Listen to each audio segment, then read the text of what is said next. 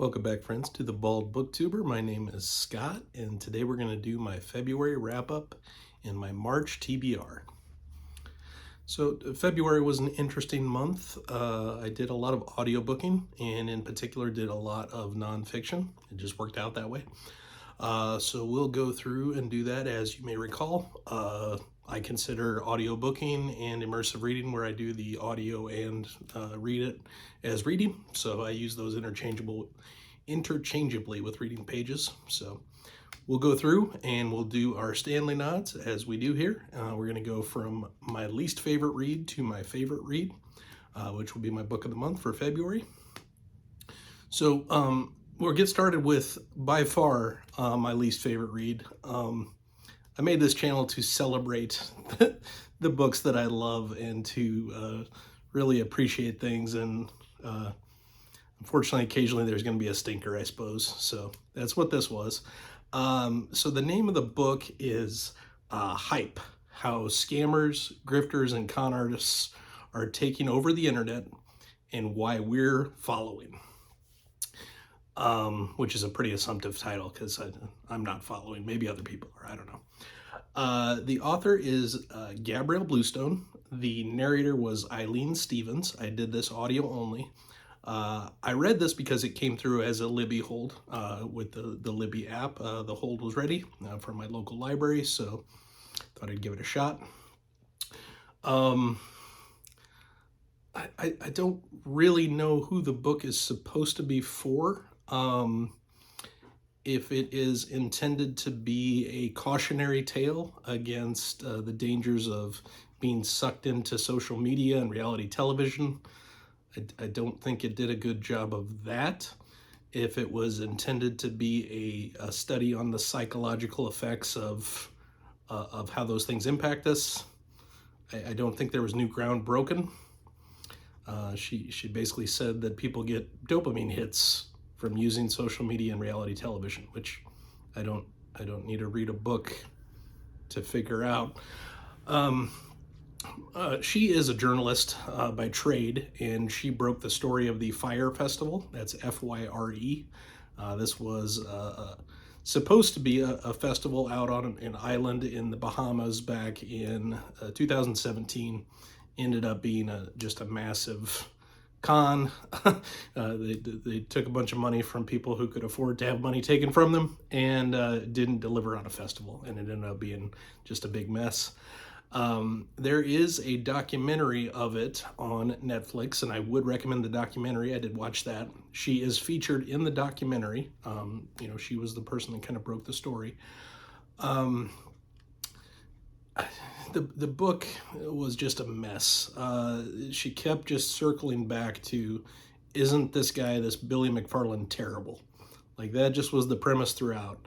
And isn't it horrible what he did and is still doing? And it didn't do anything at all for me. So it doesn't even rate one Stanley nod. Stanley is grimacing on this one. I didn't enjoy this at all. I would not have finished it, except I wanted to be able to talk about it on here. That's the only reason I finished it. Would not recommend. Maybe you would get more out of it than me, but definitely was not for me. Moving on. The next one was a NetGalley ARC, an advanced reader copy, also on audio. This one is The Expectation Effect: How Your Mindset Can Change Your World.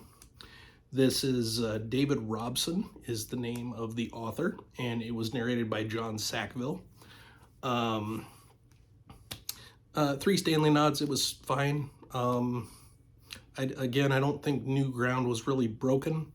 I feel like most of this stuff I learned reading The Secret many years ago. Have the right mindset. There's better books on the topic, even from a scientific standpoint. Carol Dweck writes better stuff on mindset than what this was. The book even references her work. I don't think this book needed to exist. It wasn't bad. It didn't do a lot for me. I did put a short review up on Goodreads if you want to check that out. I definitely didn't love the narration of this one. The book itself was fine. The narration was, I guess, fine, but I want to read stuff I enjoy, not stuff that's fine. So we're not off to a great start so far for the wrap up for the month. Moving on, another library hold from Libby. This one is one I've been meaning to read for many, many years and just have never gotten around to. This is a nonfiction book called Made to Stick, Why Some Ideas Survive and Others Die. This is by the brothers Chip and Dan Heath, and it was narrated by Charles Collenberg. So, this is, I think, reasonable, although it doesn't age particularly well. Some of the stuff that they referenced has aged very, very poorly, such as referencing, like Jared from the Subway commercials. Google his story. Maybe hide your browser settings when you're Googling his story to know why it's not good to have referenced him, but obviously they had no way to know it at the time. Not a good guy. 3 Stanley nods. It was fine. There were some decent ideas about ideas in this book. They had a formula, as these books tend to have, and they break it up into every great idea has these components. It has the S component, which is simplicity. It has to be easily understood. It has the U component, which is unexpectedness. People tend to remember things that are not obvious. There is the C component, which is concreteness. So taking an idea away from being kind of, up in the clouds and not something you can really relate to something, concrete. C for credibility. So when an expert or someone who can use their expertise to do an idea. They actually had a good example of that one where they were talking about back in my younger days, back in the 90s, when there was a push to get people to quit smoking, and one of the ads was getting someone on with emphysema that had smoked her entire life, and that was supposed to scare people into stopping doing it. And smoking has gone down, not to zero as I would like to see it, but it's gone down over time. E for emotions, when you appeal to people's emotions. I mean, Mark Antony knew that back in the Julius Caesar days, so that's not groundbreaking news. And then S for stories. Again, when you want to sell somebody on something, doing it in a narrative story format is best. If you've been following along, those letters spell out success, which even the authors say is pretty corny, but it's memorable. So they're trying to kind of in a meta way explain how ideas are remembered. So again, it was fine. 3 Stanley nods, not anything terrible. I did think the audio narration was pretty bad. If I never have to listen to that narrator again, that will be fine. All right, so we're starting to move on to books that I enjoyed quite a bit more. Back into better channels here for me. So I requested and received an advanced reader copy on NetGalley for the ebook for Justice of Kings. This is the first book in the Empire of Wolf, I believe the series is called, by first-time author Richard Swan. Narrated by Lucy Patterson, as I did pick up the audiobook after the book was published. Excuse me. I did most of it just reading, but I did some audio and some immersive reading kind of towards the end there. I planned to have this reviewed prior to its release date. That didn't happen. Stuff happens. But I did put up a review on Goodreads, so you can check that out. Really, it was 4 Stanley nods. I really enjoyed this. It took me a little bit to get into it, but I think, having experience with Sherlock Holmes and those kind of stories that are another character talking about the main character are things that I enjoy. So we had Helena, who was speaking retrospectively as a much older woman about when she was in her, late teens, early 20s, as essentially an apprentice to Von Vault, who is a character I find endlessly fascinating, and I am very interested to see how the series goes from here. Would highly recommend to anybody that enjoys murder mysteries and or fantasy. I think it ties together nicely. There's even some courtroom drama, which I was a big Grisham fan back in the day, so I'm all good with any kind of courtroom drama, so that's fun. Okay, next up, another nonfiction, and this is kind of going back to my roots. This is my favorite nonfiction author, Malcolm Gladwell. He did both the writing of this and he did the audiobook. He tends to do his own audiobooks. It's called Talking to Strangers, What We Should Know About the People We Don't Know Well. This came out in 2019. It was a few years ago and I just hadn't gotten to it yet. There is some heavy topics covered here. And for that reason, there is a lot of criticism about how Gladwell handled certain things. I didn't particularly agree with a lot of that criticism. I'm not going to go into some of the specifics here right now. I will just say I found it to be very nuanced. I think that, some of the topics he covered in a way that talked about what the person actually said versus what he felt about what they said. So people came down on him hard because in one example, they're like, well, the guy was clearly racist, and Gladwell didn't say this guy was racist, regardless of what his personal feelings were about that situation. He referred to an interview in which the person was asked point blank, do you treat genders and racial classes and different things differently? And the person said no. So he's taking the guy a little bit at his word instead of just making a judgment call about what he feels. And Gladwell's a journalist, so I'm okay with that. I would highly recommend any of Gladwell's work. This didn't reach the peaks of some of my favorite of his books. The Outliers is my favorite nonfiction book. He wrote that. Blink is exceptional. And The Tipping Point. Those are kind of the three that are kind of way at the top tier for Malcolm Gladwell. I also really like David and Goliath. I thought that was very good. This is about on par with that. 4 Stanley Nods, quite good. The audiobook, very, very good. So I would definitely recommend this one. All right, moving on. We did Stone of Farewell.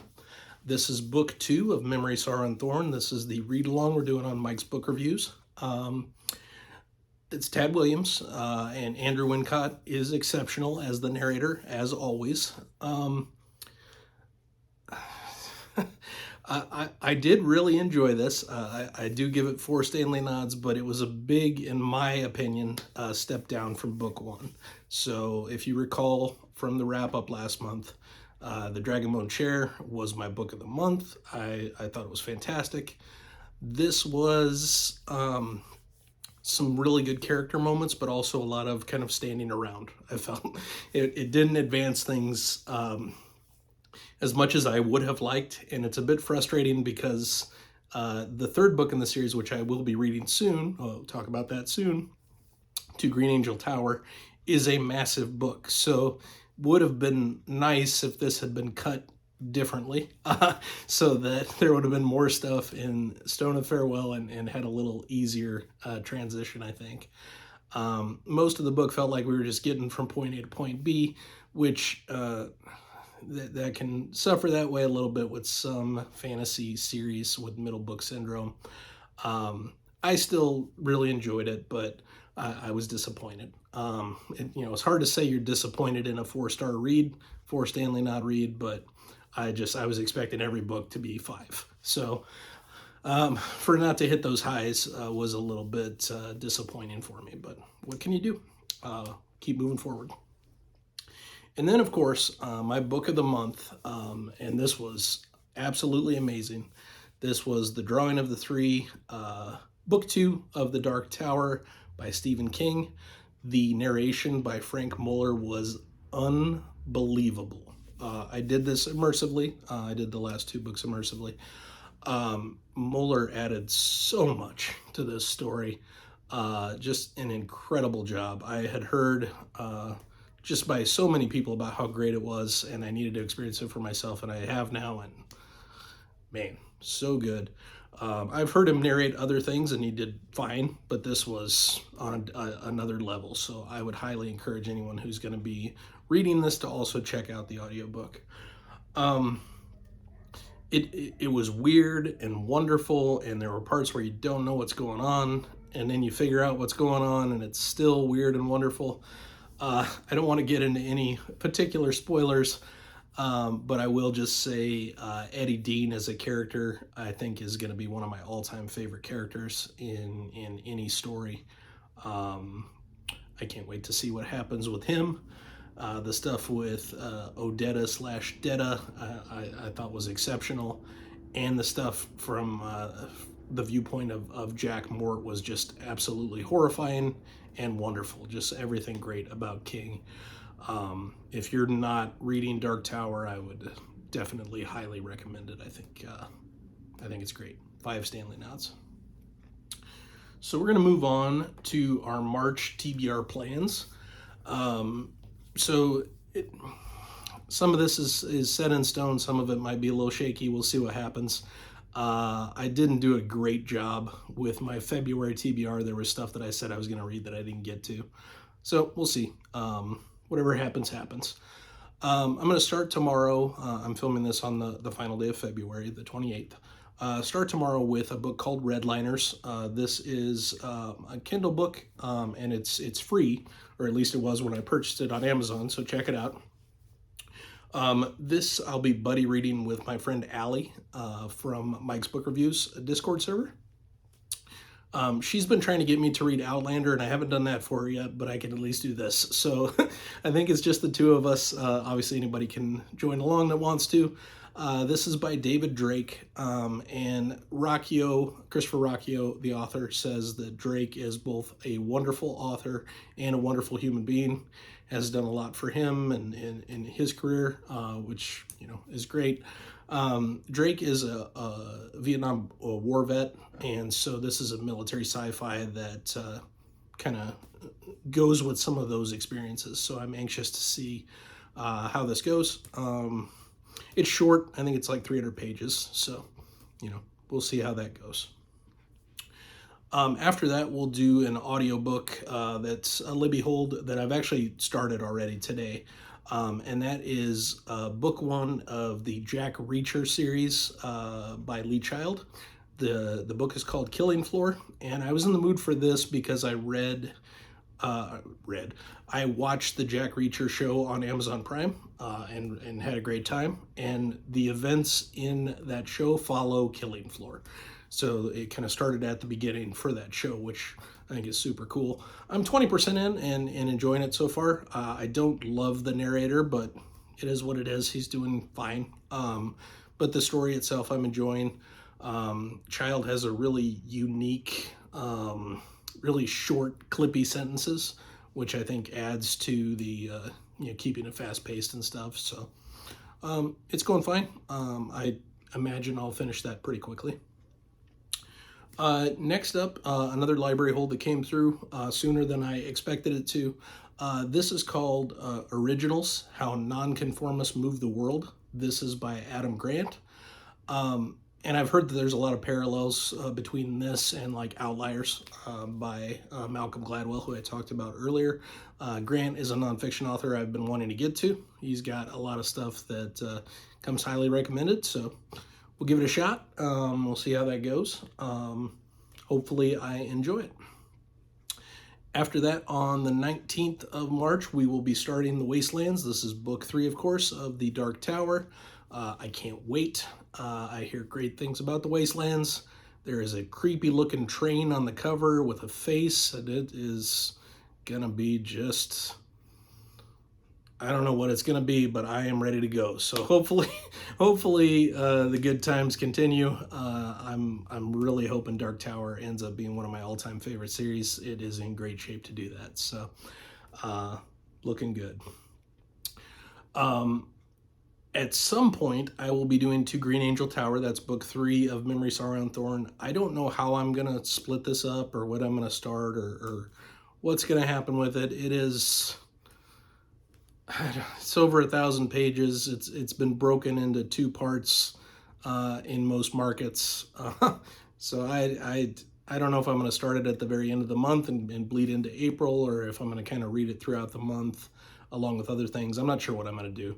But sometime between March and the end of April, I will have completed To Green Angel Tower. And my hope is that the feelings I have for it are similar to what I had for Dragonbone Sharon, not so much as Stone of Farewell, which I liked. I did really enjoy, but not an all-time favorite. And then, of course, it is time. March 22nd. I can't tell you how anxious I have been for this to happen. So excited. Finally, we're getting book 4 of the Sun Eater, Kingdoms of Death. This is one of 2 novels that we are getting from Rockio this year. We'll also be getting Ashes of Man in December. I couldn't be more excited if I tried. This is one of my all-time favorite series. Check out my favorite fantasy series video to learn more about Sun Eater. This is something that is going to take up all of my brain space, so I'm probably not going to be reading anything alongside it. So my hope is I'll have Wastelands done in time for this. So I don't know how it's all going to work out. It's going to be a busy month. But Kingdoms of Death is the highest priority for me for March. The most anticipated book I have this year, unless you count Ashes of Man by the same author.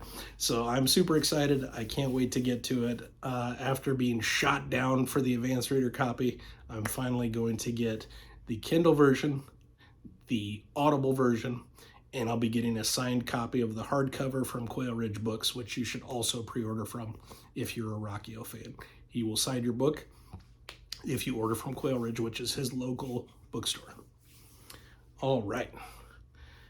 One more book that is a possibility. It will happen either sometime in March or in early April, and that is The Hunger of the Gods. This is book 2 of the, I think it's the Bloodsworn series. I can't remember the name of the series now.